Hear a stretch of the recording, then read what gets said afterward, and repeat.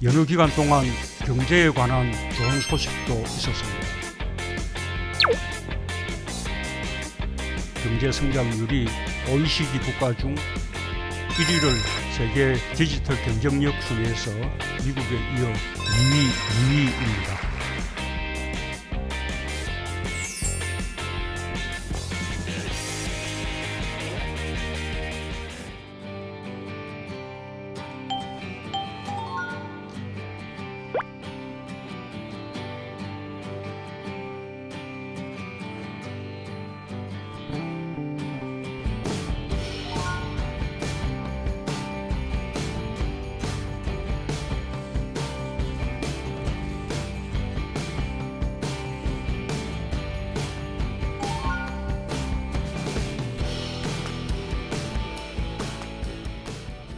이번 추석 연휴는 예년과는 사뭇 다른 풍경이었습니다.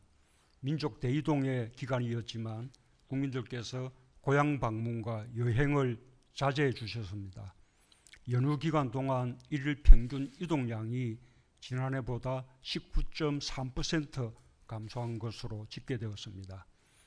특별 방역 기간으로 보낸 특별한 추석이었지만 국민들께서 협조를 잘 해주셨습니다. 추석 연휴에도 선별진료소는 정상 운영되었고 의료진들은 연휴도 반납한 채 코로나와의 전선을 지켰습니다. 다행스럽게 연휴 내내 국내 코로나 신규 확진자 수가 두 자릿수로 유지되었고 감소 추세를 보였습니다. 경찰도 방역에 구멍이 생기지 않도록 최선을 다했습니다. 특히 우려가 컸던 개천절 불법 집회가 코로나 재확산을 유발하지 않도록 철저하게 대비하여 빈틈없이 차단했습니다. 시민들께서도 적지 않은 교통 불편을 감수하며 협조해 주셨습니다.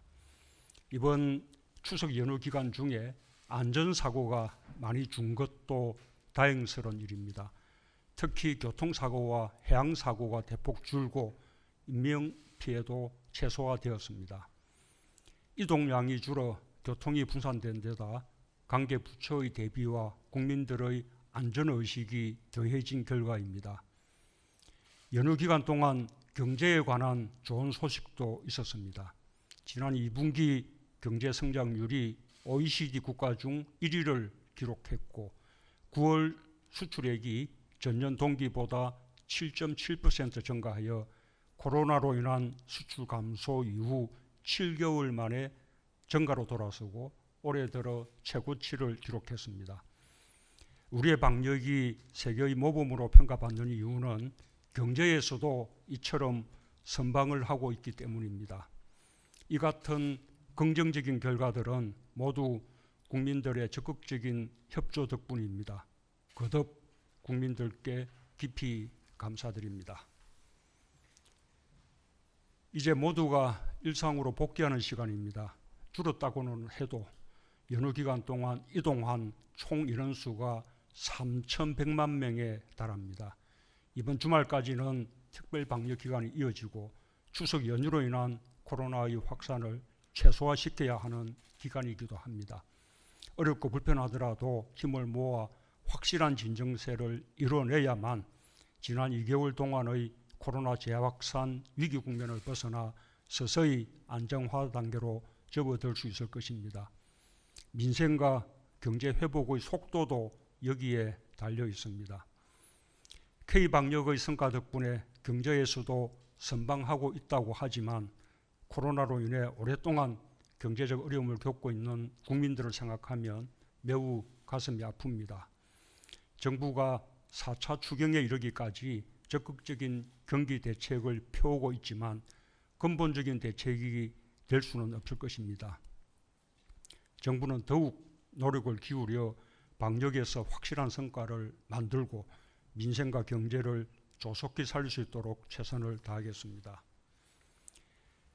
추석 연휴 기간에 발표된 세계 디지털 경쟁력 순위에서 우리가 조사 대상국 63개국 중 8위를 차지했다는 좋은 소식도 있었습니다.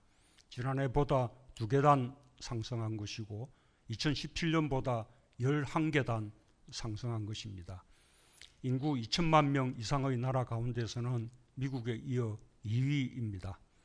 역대 정부의 노력에 더해 우리 정부에서 더욱 역점을 두고 있는 디지털 혁신의 성과가 나타나고 있는 것입니다. 한편으로 우리의 디지털 콘텐츠 산업도 놀랍도록 성장하고 있습니다. 우리의 콘텐츠 역량은 이미 세계적인 수준입니다. 지난해 우리의 콘텐츠 수출은 사상 처음 100억 불을 돌파했고 문화예술 분야의 저작권도 올해 상반기에 사상 최초로 흑자를 기록했습니다. 이 같은 우리의 우수한 문화 역량에 최고 수준의 디지털 경쟁력이 결합된다면 디지털 콘텐츠 산업은 한국을 새로운 문화 강국으로 만들어줄 것입니다. 우리 정부가 목표로 삼고 있는 디지털 강국과 콘텐츠 르네상스 시대는 결코 먼 미래의 일이 아닙니다. 정부는 더욱 속도를 내겠습니다. 새로운 국가 발전 전략인 한국판 뉴딜의 핵심 기둥으로서 디지털 뉴딜을 가속화하여 우리의 디지털 경쟁력과 콘텐츠 역량이 세계를 선도해 나갈 수 있도록 하겠습니다. 디지털 경제를 통해 추격형 경제에서 선도형 경제로 우리 경제의 대전환을 이뤄내겠습니다. 국민들께서도 자신감을 가져주시기 바랍니다.